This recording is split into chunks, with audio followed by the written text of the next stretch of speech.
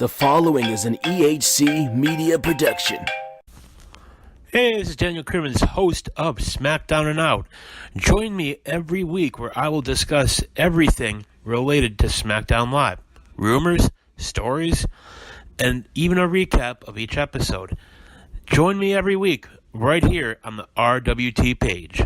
What's going on, RWT family? This is your boy Moses Marquez, the voice of the Major League Show, and I'm coming at you to tell you that if you enjoy the way I go in-depth into all things New Japan Pro Wrestling on the Major League Show, then you will love the way I go into all things pro wrestling on Smart Mark Radio.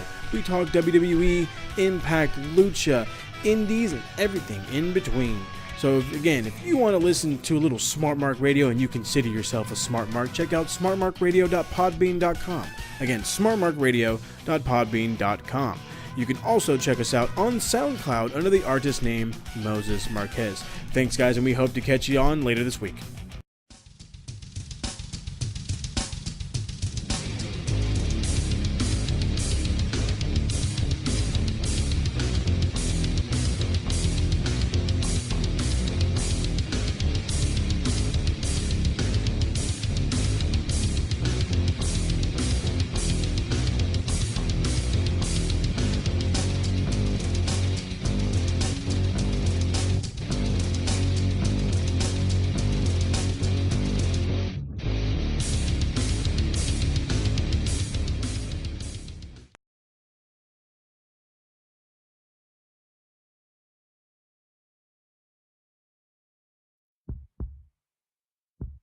Coming soon to RWT.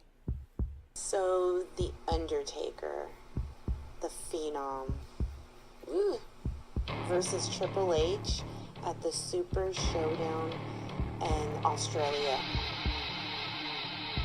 A new kind of show from a voice you've never heard. Randy Orton, the Viper, and the Legend Killer. What more do I have to say? Now that she has arrived, the podcast evolution has begun. My name is Moni, and I'd like to welcome you to Wrestling Nerdship Podcast.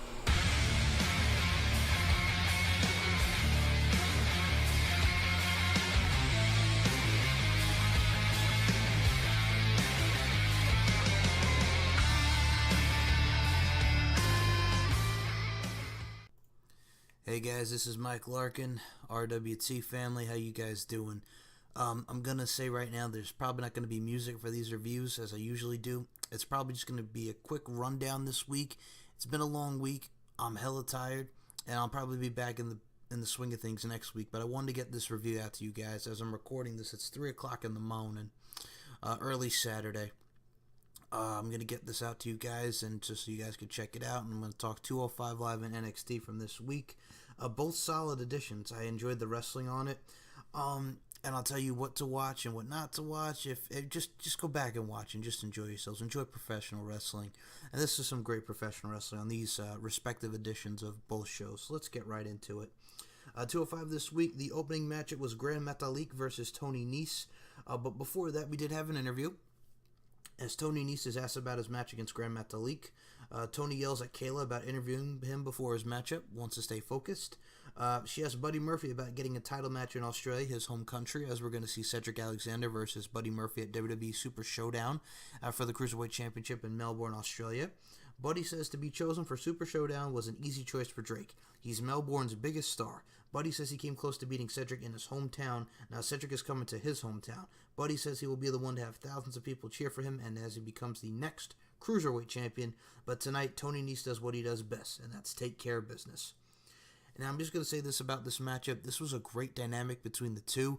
If you guys seen the matches that these guys have had respectively in singles action, tag action, the whole nine. I've been enjoying the whole Tony Nese, Buddy Murphy, Lucha House Party the feud overall. I mean, this match was great. Reversals on both ends, dives to the outside, springboard, arm drags, just the normal lucha libre style from Metalik, the normal power game from Tony Nese. I mean, he hit a 450 splash, which I've been seeing this dude do for 11 years, because that was his big maneuver on the independent scene when he was Maverick, and he used to team with a guy by the name of Plasma in NYWC. Plasma would go on to be Trent Beretta, who we've seen in New Japan Pro Wrestling and in the WWE, respectively.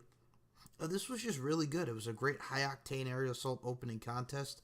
The finishing sequence came where Metalik hits a Ronda to Tony Nese after he crotched Nese after Nese was going for a superplex. Excuse me, guys. So Nese was going for a superplex. Metalik crotches him, hits the Rana, hits the springboard elbow drop for the 1-2-3. Now, mind you, Metalik hit the Metalik driver in this, but Tony Nese would kick out. There was a lot of near falls in this, and it was just really, really good. Go out of your way to watch this matchup. So Metalik wins with the springboard elbow drop. After the match, Kalisto and Lince Dorado come out, and they celebrate with Metalik. Then we go backstage and we take a look back at what happened between Hideo Itami last week and then return to Mustafa Ali. Then Drake Maverick tells the referee that he'll take care of things if they get out of control, because obviously Cedric Alexander is going to call out Drew Gulak. Mustafa Ali shows up and he mentions that he was hoping Drake was in his AOP gear, and Drake says that he is concerned about Ali going into the ring before he was cleared, but Drake did have a great line of, "What I do on my Monday nights is none of your concern." Ali told him that he's fine and he does not want to see someone get taken advantage. Drake tells Ali he cannot enter a 205 Live ring until he says so. So, obviously, that's the continuation of the progression with the feud between Mustafa Ali and Hideo Itami. Then we come back and it's Noam Dar versus Brian Kelly. Lio Rush makes his way to the ring. This was just pretty much a showcase matchup for Noam Dar. Brian Kelly got in an arm bar and a punch. That was about it. It was the same from Dar. Hits the uppercuts, hits the running back elbow, the backdrop, the kick to the knee, and then the running kick for the 1-2-3. Noam Dar's your winner. And Lio Rush pretty much said it's cute what he does with his pinky. So obviously that's the new matchup. Rush is on the announce table, applauds Dar's performance. Dar tells him to get in the ring, so that's the new feud, Lio Rush and Noam Dar, which I'm perfectly happy with. I think those guys will tear it down, so I'm cool with that. Cedric Alexander's in the back, and he's stopped by General Manager Drake Maverick. Drake Maverick says that he knows about his history with Drew, but he wants Cedric to keep this professional because he will get involved if things get out of hand. And then we find out that next week on 205 Live, we are going to get a matchup between Grand Metalik and Buddy Murphy. Cedric Alexander makes his way down to the ring, and he said he's a man of few words. He says, "You know why he's out here. If Drew Gulak has any sense of integrity, he will come to the ring to finish this. Instead, we get TJP. He says he's not surprised that Gulak isn't out here because he's an opportunist. TJ says he's tired of waiting in line for an opportunity. TJ says if Cedric wants a fight, he'll oblige, and then he'll beat Cedric to give him a title match. TJ makes his way to the ring, but here comes Drake Maverick again. Drake says that there's only one person who makes the matches on 205 Live, and it's him. This isn't normally what he does, but he is a shameless promoter, and this is a marquee matchup. Why not have this match right now?" So we get Cedric Alexander and TJP. Another great matchup that goes both ways.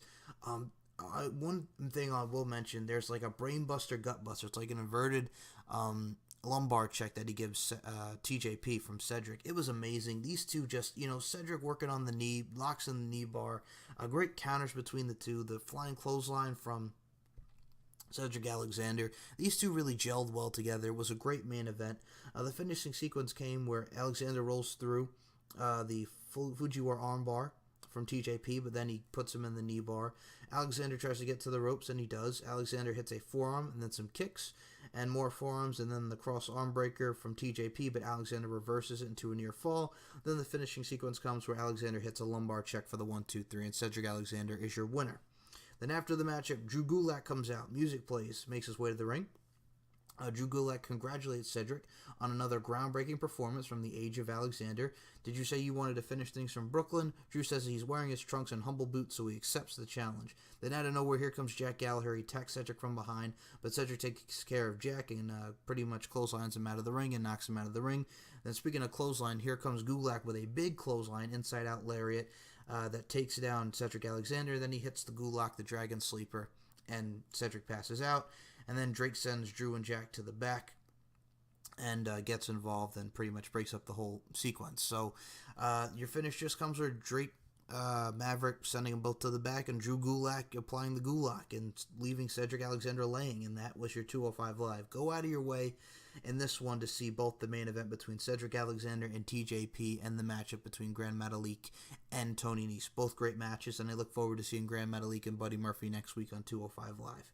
So that was your 205 Live. Now we get into NXT. We open up with Cassius Ohno and Kona Reeves, the finest. Reeves, he looked good. He slaps Ono. I almost said Kona again. I'm sorry. I just combined Kona Reeves and Cassius Ohno. Kona Reeves slaps Ono in the back of the head and tells him that he's the finest. Cassius Ohno has him in a cravat. It's nice chain wrestling. Ono slaps Reeves, hits a knee drop to the head, uppercuts and a forearm by Kona Reeves, gets a near fall, and then out of nowhere, Kona Reeves has Cassius Ohno up to his feet, but then he hits the rolling elbow for the 1-2-3 out of nowhere. Cassius Ohno is your victor. It was fine for what it was. I mean, we've seen Kona Reeves lose to EC3, and he had like a brief mini winning streak going on, but Kona Reeves is there to do what he does, and we're going to see more with Cassius Ohno, and I'll tell you in 1 second of where I think the plans are. After the matchup, Cassius Ohno gets on the mic. He says that when he came back to NXT, there was so much buzz until there wasn't. Cassius Ohno became an afterthought. It used to tear him up trying to figure it out. Cassius says he gets it. There's always going to be someone new and fresh. To whoever the next guy with buzz is, Cassius Ohno isn't going anywhere. He's going to be right here. Cassius says he will be the first to welcome you and knock you out. And knock you back to the back of the line. So this is what I'm going to say right now. We got War Games coming up in November, and the matchup is going to be Cassius Ohno and Keith Lee. I'm putting money on it. I want to see Cassius Ohno and Keith Lee. Both are big men, both are very agile, and both are just great athletically speaking. So I can't wait till they do that matchup. Then we get the second matchup, and it's the team of the Forgotten Sons, Steve Cutler and Wesley Blake with Jackson Riker. Again, Jackson Riker, who is the former Gunner in Impact Wrestling, former TNA Tag Team Champion, versus Angelo Dawkins and Montez Ford, the Street Profits. They look good. Great double teams, great neck breaker combo. Just both great with their double teams. I mean, it was really good. It was nice tag team action. Street Profits do what they do. Blake and Cutler did what they did. It was fine. I mean, it was just a solid tag team matchup. The big thing that came out of this, guys, though, was two masked men come to the ring and distract Ford and Dawkins. It turns out it's the Mighty. Shane Thorne gets unmasked, so obviously we know the other one is Nick Miller. Steve Cutler comes in, hits a boot to the chest from the turnbuckles. But we actually, before this, what's his face? Jackson Riker, Gunner, clotheslines. What's his face? Oh my god. He clotheslines Ford on the outside while they're distracted, so he was a big proponent in the finish of this as well. So Cutler, like I mentioned, tags and hits the boot after the Mighty distraction there, the former TM61. Hits a boot to the chest, and then Wesley Blake with a reverse DDT off the stomp by Cutler and the boot to the chest for the 1-2-3. And Steve Cutler and Wesley Blake, the Forgotten Sons, get their first victory on NXT as a formidable tag team. And we'll see where this goes further as far as the Forgotten Sons go, but I can obviously see that we're going to have a Street Profits Mighty feud now, and that'll progress and go on forward. We take a look back with the investigation, and Otis Dozovic and Tucker Knight are being interviewed. Heavy machinery. Otis says it's a little hot in the room and he asks for some water. Otis says it was him. He broke the toilet in the performance center. Tucker tries to separate himself from what Otis is saying because that has nothing to do with what they're talking about. Tucker says that's not what they are there for. William Regal says that the video footage that they provided was helpful, but they ask if there's anything else that was not on the video. Tucker Knight says that Tommaso Ciampa was in the bushes near Black's body, but that was it. And then we get to take a look back at last week's main event where Ricochet accidentally hits Pete Dunne, and that leads to the Undisputed Era getting the victory. We see footage from the match where Ricochet and Pete were arguing in the back. Pete says that he has been champion for 450 days, while Ricochet has only been here for 5 minutes. Ricochet says he can do things that Pete cannot do. Pete wants a title versus title match, and Ricochet accepts. And then we find out that the match will happen in 2 weeks between Ricochet and Pete Dunne, and personally, I cannot wait. We go to commercial. Nice video package for the War Raiders and their quest for the tag titles held by the Undisputed Era. They want the titles, and I can't wait to see War Raiders and Undisputed Era. It's a battle of former Ring of Honor superstars, and, I just can't wait. I cannot wait for that tag team title match for the future. I think it's going to be really good. I like both teams. Kairi Sane comes out to the ring, and she gets her title belt out of the treasure chest, her treasure. Kairi Sane versus Trish Adora. It was fine. She hit her normal kicks. I believe Trish Adora just got like a slam in, and that was about it. maybe a couple shots. That was it. This was mostly Kairi Sane doing her thing. The stretch muffler, the forearms, the kick, the spinning back fist hits her with the sliding forearm, then the insane elbow for the 1-2-3. Then here comes Shayna Baszler, knocks over the treasure chest, and she tells Kairi to enjoy her little pirate treasure fantasy while she can, because it will end when she invokes her rematch clause. And then tonight, let's see if the pirate can swim. Baszler with a series of strikes and a clothesline. Kairi Sane gets back up and blocks a punch and connects with punches of her own. Kairi Sane with strikes, and Baszler has to back up. Sane with a spinning back fist followed by a spear that sends Baszler to the floor. And then we see Kairi Sane saying that this is my treasure and you can't have it, it's mine. Then we get Tommaso Ciampa's in the back, much like he did last week with the camera. He says that he has not been here since TakeOver because he does not have a number one contender. He's not been seen. That's the reason why. Because he doesn't have a number one contender. I mean, he took out Aleister Black. He took out Johnny Gargano. And he's the last man standing. He says that he prefers to film this on his time because he's sick and tired of hearing your opinions. He does not want to be the voice of the voiceless. He's a punk, isn't he? He does not want to lead mindless sheep. Tommaso says he's at the top of the food chain. The entire world is listening to every word he has to say, but he realizes that there are a few of you who truly hear his message. Ciampa tells people to follow the lead of Tommaso Ciampa, follow the lead of your NXT champion. We go to commercial. We are back, and Lars Sullivan says it was an oversight in his end when he said he would return. William mentions that Lars has a motive and means, so he's a culprit in this case. Lars Sullivan does say while he was there that night, Lars says he was going to locate Aleister Black because he owed him a visit for the fact that he broke his jaw. And Lars says he heard Black scream out in the distance, and by the time he got close enough, Black was down. He says the Undisputed Era driving away while Regal was running to the scene. He says if he did it, he would still be standing over Black. Just ask EC3, and obviously that looks to be the War Games matchup, EC3 versus Lars Sullivan. And William Regal says that Lars Sullivan will face Raul Mendoza, the man he took out last week. Next week on 205 Live. NXT, Jesus. Well, he should be on 205 Live. I will say that, Raul Mendoza. He was also in the inaugural Cruiserweight Classic.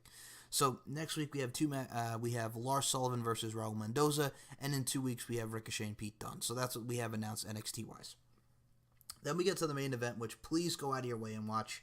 Velveteen Dream versus Johnny Gargano. They told a great story, just forearms, just going back and forth. The Dream and him had a great matchup. Go out of your way to see it. They just told a great story because Johnny Gargano, he's not the same Gargano that he was. He's going on Velveteen Dream.